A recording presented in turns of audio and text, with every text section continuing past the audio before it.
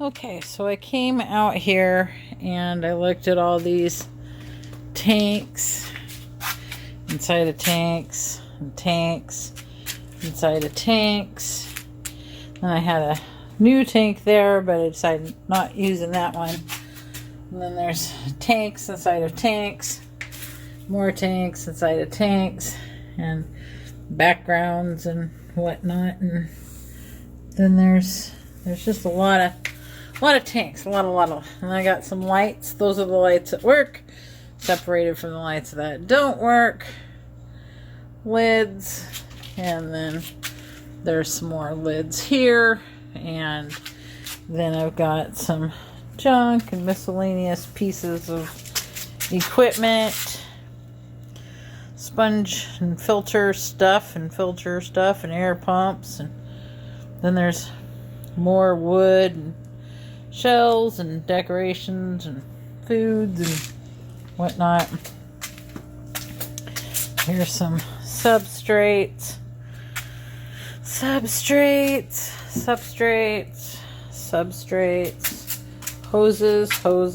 substrate, and I've got filters. So I got a lot of stuff. So I came out here and I chose and picked up a 20-gallon from my used pile, and I took it in the back to clean it, and then I will take you down and show you. So I went down and chose a background color for the tank, and of course you have to have a brush to do that. So I came down and I cleaned out this tank.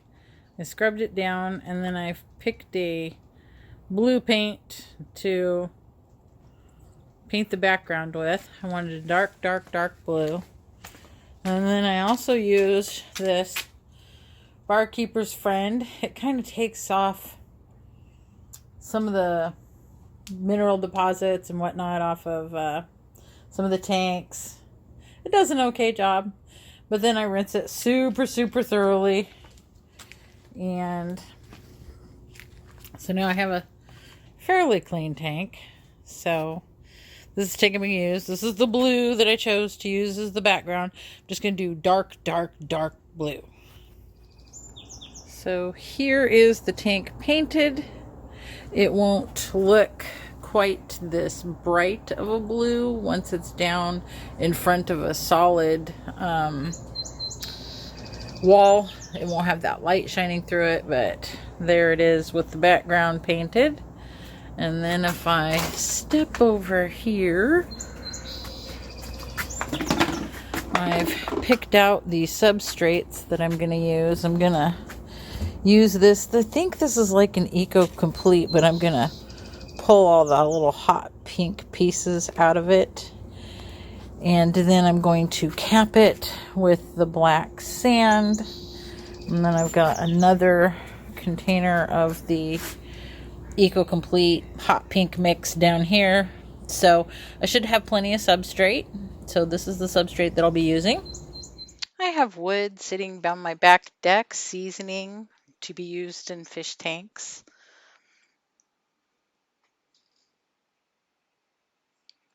And here's some manzanita wood that we collected last summer, where Kim and I were stalked by a mountain lion going and collecting this manzanita wood. So I've got lots of sticks out here just waiting to be used. And here's some more bits and pieces of wood that I have from different tanks and different items. And here's some pool filtration stand I didn't use. Okay, here we go. In this drawer is, I call it kind of my shrimp drawers.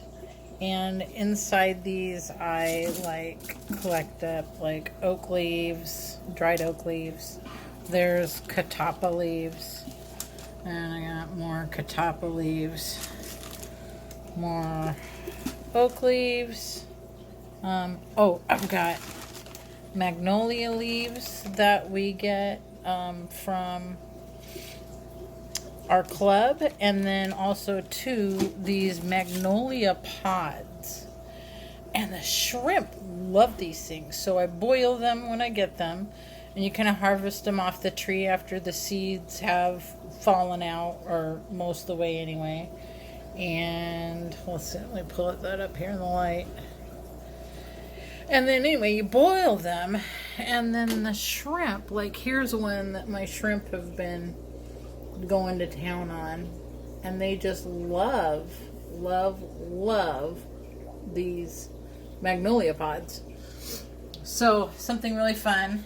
And then I also use the wonder shells. I don't know that they're 100% needed for the shrimp, but I just want to make sure that the shrimp have enough calcium and things to make their molting easier. And then I've got some shrimp stuff, mineral balls and alder cones. And then also too, in the drawer below that, I've got more catappa leaves. I also use the cuttle bones. I try to have those stuck in there. And then alder cones. So, and I collect these. I got these on the side of a drive-thru. I hopped out. I saw them all over the ground, and I went and I grabbed them up and put them in here. But anyway, so I'm collecting things for my shrimp tank. I do and had already pre-purchased quite a while ago some aquarium co-op filters and some air stones. Is this air stones to go in there? And there's a couple extra rocks. And so anyway, so I have a filter for it.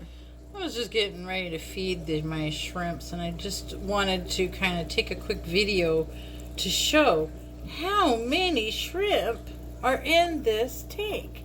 Can you guys see all these shrimp in here? Look, they're just everywhere. Like, oh my gosh, I can't even get over how many shrimp. So what I did was I take the Tetracolor tropical granules and I put them in a salt or pepper grinder. So I just grind a fine mist on top of the water, and then this is what they do. Is this crazy? They're like upside down in the water getting the granule dust. I mean, it's just crazy the amount of shrimp that are in here. I can't even begin to tell you. I find this so fascinating.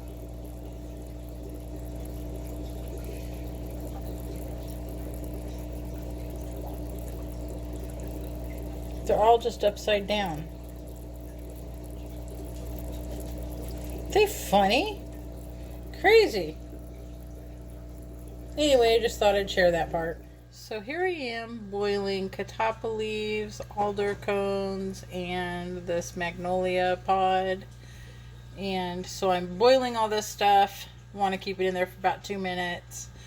I'll push it down in there when I get off of here real quick. But boiling everything before I put it into the shrimp tank, just in case there's any contaminants on it or anything. It also helps kind of bring out the juicy goodness of the leaves, and a little bit of the tannins. So anyway, this is me boiling shrimpy stuff. And then cool on the cooling rack. And here's a tank full of plants that I'm going to harvest for the Scape. Lots of dwarf Sagittaria and Vallisneria. And so we'll probably get some stuff out of this goody boy tank. And then this tank has a whole lot more. And there's a lot of Alodia floating at the top that I can use. So while I've been here kind of scoping out tanks and seeing what kind of plants and different things I can snatch up from other tanks from my scrap tank, I noticed that this guy is exhibiting kind of some very territorial behavior, and this Apisto is just all kinds of angry, not letting anybody near this little sectional log, and I can't really tell if he's guarding the pot. I didn't see anything in the pot, but hard to tell. Can't really see in there. But he's keeping all other pistils other than this, well, little, where'd she go? There was a female right here. Where'd she go? I don't know. There's one female that he's letting, but he kind of pushes her back. So I don't know what he's doing. Is that the female? That's the female, I think. Yeah. So maybe they're getting ready to breed. I don't know. I haven't seen these guys breed yet. But see, she chased that one out. She's chasing other people out. It seems to be like staking off quite a large chunk of territory over here. See?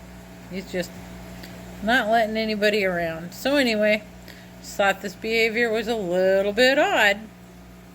Alright, bye. And there's lots of plants I can harvest from my axolotl tank here. There's guppy grass, there's some java fern, and there's this really big anubias on the top, but I don't know if I want to use it in the scrapscape. And there's my axolotl just kind of chilling on the bottom with his hiney in the air. And then we've got a Maramiso ball and a Moroccan geode. So here I am cleaning out my Shelly tank and adding the water back in right now.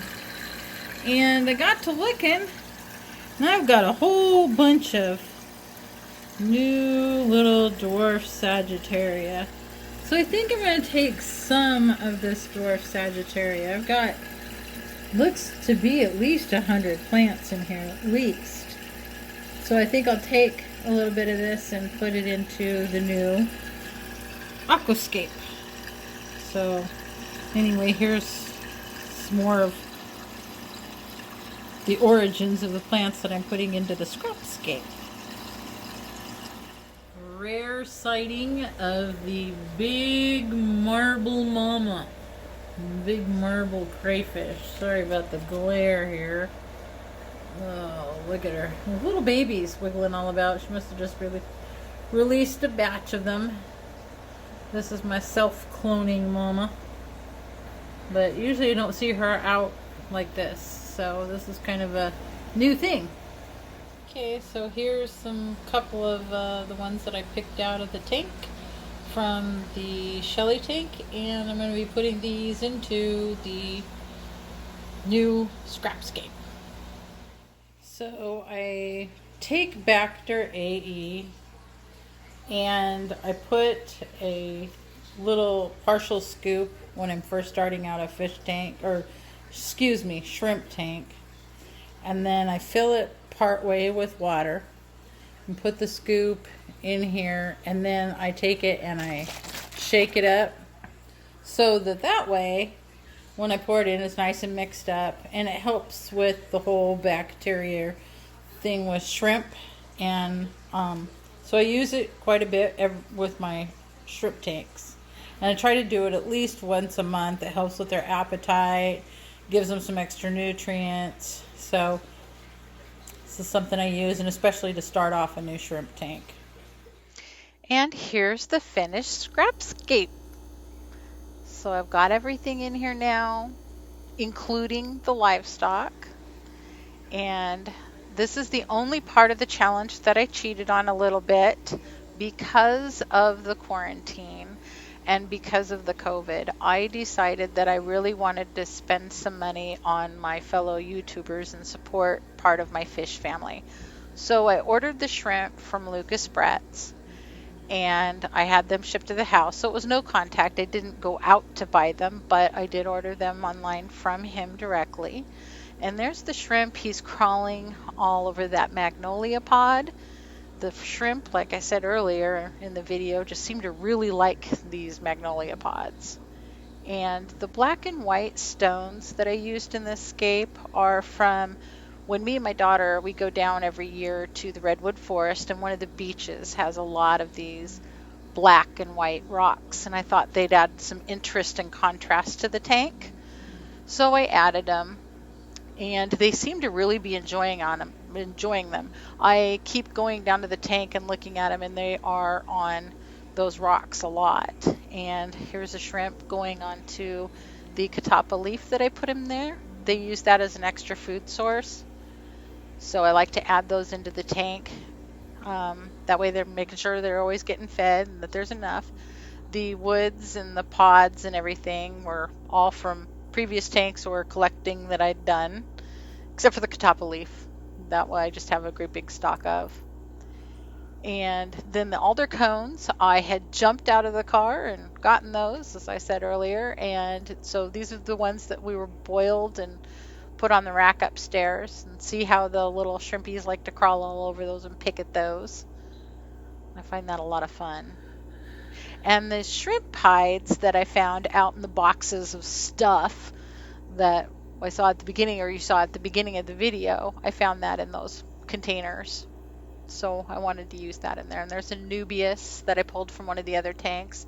The plant to the right there that's going up to the top is a Pontomageton Gaye, or Gayi. I'm not sure exactly how you pronounce it. And this is my tank.